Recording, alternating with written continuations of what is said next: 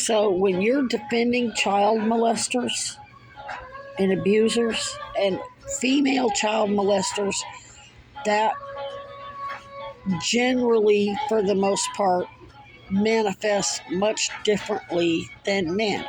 Though with Ghislaine Maxwell, she did jump in and participate in the crap with Epstein. And I'm not trying to trigger anybody. But in my particular case, Lauren Book, who survived a female child predator, her dad was a sheriff. She talks about how they behave, and that's you. All the shit you were doing in those texts and all that fucking trying to control the situation and manipulate and steer and guide. I'm a fucking sworn and immunized investigator. Who the fuck are you to run our fucking investigation, cunt? You Klan cunt. The fact that you even thought you were going to do that, I was going to let you do that?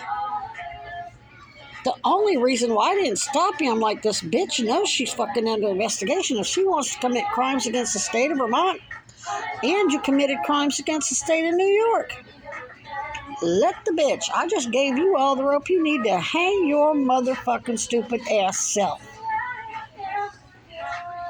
All you stupid fucks.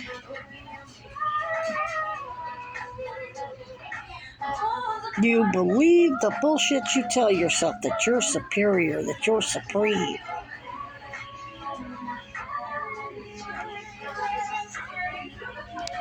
Anyway, like I said, I was acting in good faith when I was trying to help you defend you against Brady violations, but you want to keep committing them with the motherfuckers so you can all go down. As far as I'm concerned, you're hell-bent. I don't know, you guys, they must have a hell of a lot on you. They must have a hell of a lot on you and Mary and Mom and Elaine and Roger over the past 6 years since I got Buffalo City Hall raided. They must have a lot on you for you to be this desperate and this stupid. And yeah, you've had hardcore surveillance on you since before I filed my whistleblower suits. The only difference, my whistleblower lawsuits that got Buffalo City Hall raided by the fucking feds, was that now there's actual independent surveillance that isn't designed to, like Darla Munoz and Piper, Homeland Security surveillance on you is designed to make them look like they aren't your partners in crime. They're scapegoating you. The same way you're scapegoating me. You're reaping what the fuck you sow. Y'all want to run around and call yourselves Christians, and you go to church and you listen to Christian music. You're going to reap what you've sown. You are scapegoating me for the shit. And I can't say you as in Meredith, but you're in it now, Meredith. You're just as guilty of those crimes that your mother and everybody else committed on those properties, even though your motherfucking ass wasn't even conceived yet. How's that for stupid? How's that for a stupid fucking Klan cunt? So fucking full of hatred and resentment for somebody you don't even motherfucking know, that you're going to go to prison for crimes that they committed before you were fucking born. Boy, that's taking stupid to the next level, if there ever was one. If there ever was such an example, that'd be it. Now, as far as good faith efforts, I absolutely stand by everything I said about Mr. Dragon and everybody at Safe Harbor and CBOEO and anybody else who was threatened by these bastards.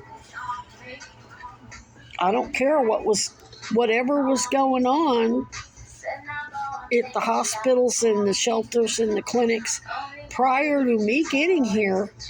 You probably had to go along with that crap, because they probably installed corporate shills and moles, Epstein moles, into your administration at UVM and at, Weinberger was here, obviously. So, Cuomo did oversight, because you're all registered with New York Department of Health as providers and as clinics, and you were contracted with New York Medicaid, you probably would have to go along with it or else. But once Piper comes in here with her federal DHS investigation and finds these violations and says, or let's say she didn't investigate you and name any violations. Let's say she just came in and told you were going to assist her in this criminal investigation and do these things her way, or else she's going to charge you. That's still Brady violations no matter what. It's just like the crap that happened with Eric Adams and Homeland Security corporate shill. What's his name? Homan. Oh wait, Eric Adams is guilty as fuck, and he's still going. He's going to go down with Piper and Weinberger and Cuomo. I think it took him 3 tries to get John Gotti, and I think John Gotti was definitely the victim of Brady violations, but it just points to the fact that just because they don't get you the first time, don't mean they're not going to. That's just a precursor for when they come after you next. So I got the impression, based on the way everybody treated me at the Miller Center, that most everybody there was assisting the New York investigation. They couldn't say it outright. They'd get killed. But that was certainly my impression. They were threatened. They didn't want to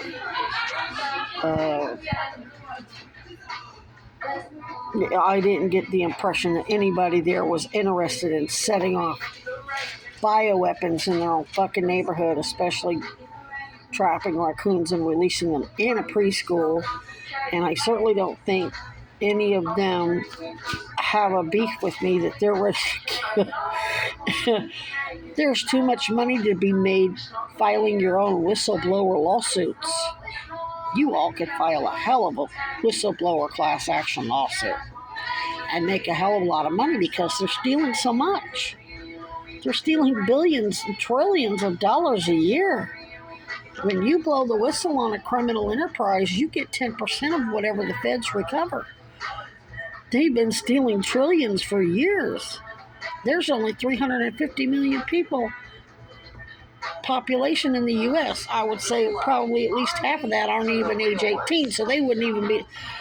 I'm doing the math here. Let's say that every single adult in the U.S. filed their own whistleblower lawsuit, and everybody wanted their 10%. Everybody's going to get billions. Everybody's going to get billions. It's not like there isn't more than enough to go around. Not that I think it should be about the money. It's not about the money. But you guys deserve it because you really want to use it to help your community. And you're going to need it if you want drugs legal, because you can see there are plenty of people who, just like alcohol, that's their life. For whatever reason. Domestic violence isn't going to come to an end. People doing stupid shit. There's always going to be somebody doing it. There's going to be plenty of. Now, what I don't think you're going to need all these homeless resources. I don't think. I can tell you when I was at COTS, pretty much everybody there was quite hateful. Got threatened repeatedly. I